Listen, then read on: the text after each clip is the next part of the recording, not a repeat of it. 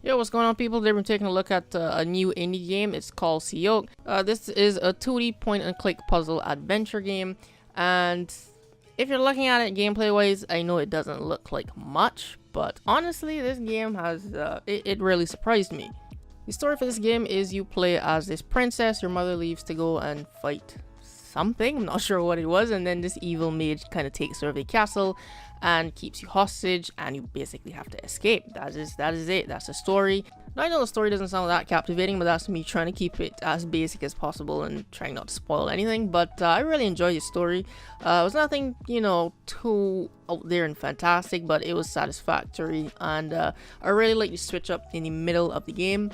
I'm not going to talk about it because I don't want to spoil it, but I'll just say that I enjoyed the story. Now, when it comes to gameplay, this is where the game really surprised me. This is the second hardest game that I've played this year. The first one was Bloodborne. The only difference is that I actually managed to beat this one.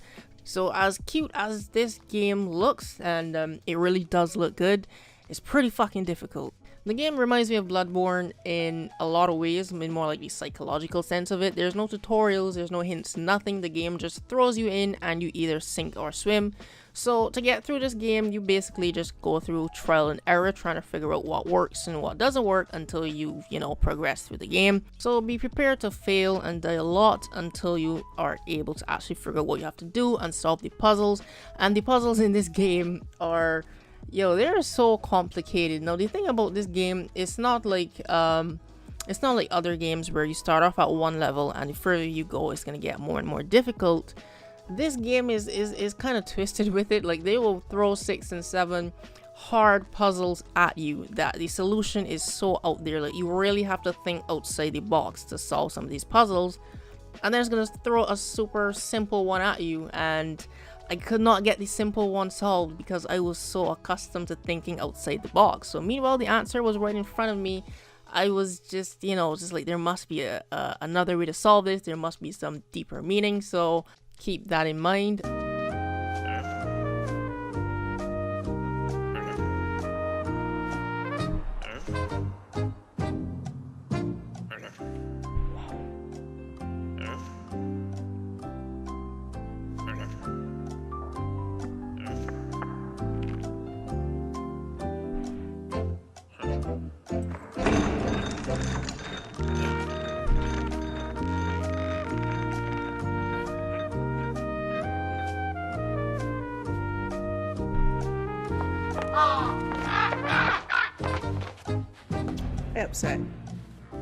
I upset that the key was that simple. The game is not just filled with puzzles though. There are some quick time event sequences. There are a couple of those thrown in there among the puzzles. And the thing about the puzzles in this game is just that they're constantly changing, and the game is breaking its own rules all the time. So you can't use one solution that you use to solve one puzzle on a different puzzle. Every puzzle requires a different solution.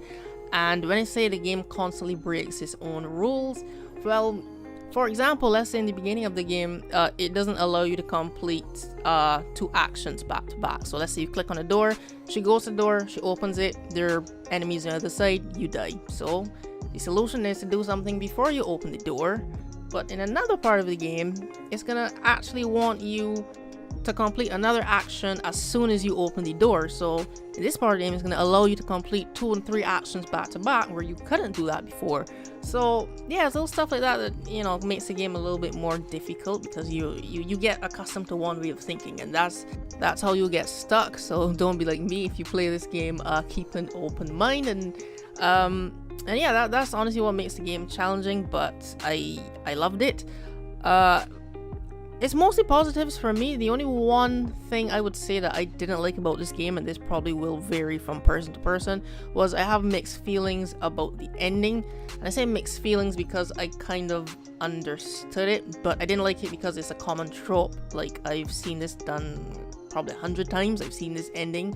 But like I said, I understood it because it makes sense. So that would explain why whatever was happening in the game was happening.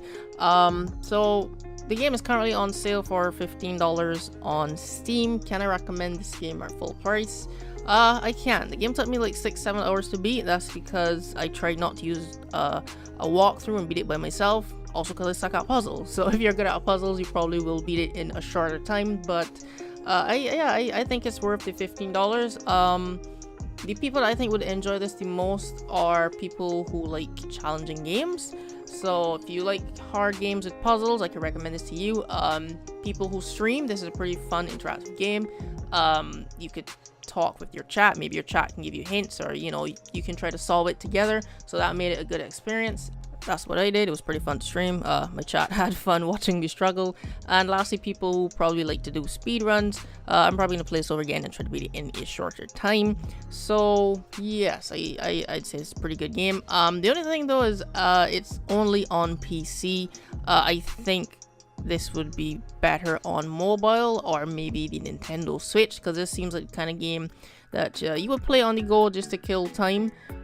So yeah, maybe that's something that the devs can work on in the future, getting this to those other platforms. But yeah, that's gonna be it for this video. So if you found this helpful, you can leave a like, and if you actually played this game, what are your thoughts on it? You can leave them down in the comment section, and subscribe for more gaming reviews. Thanks for watching, and I'll see you in the next video.